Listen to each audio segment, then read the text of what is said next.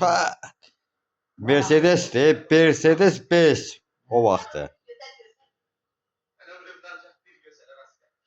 Aho pişirir. Aha kardeş da gelir. Nice?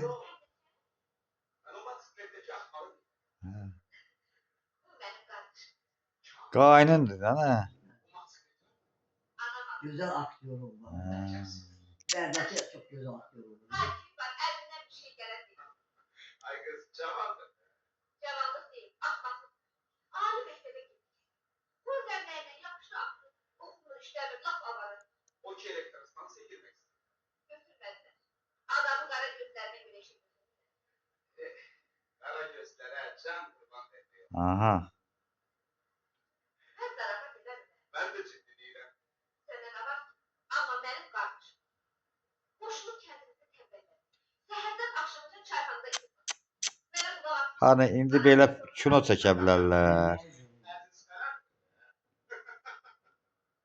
Evde de bir kişi yoktu ki hiç olmasa ona denk getirdim. Ah burada Kamil'in hiçbir günahı yok.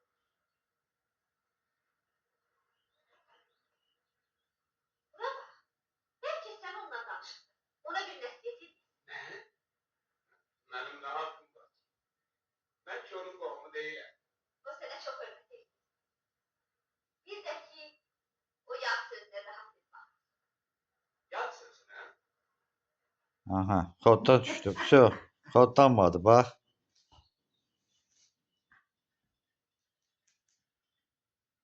Çattık.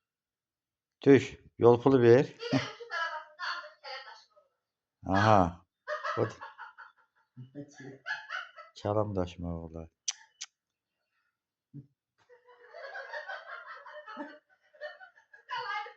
Kardeşine bakın.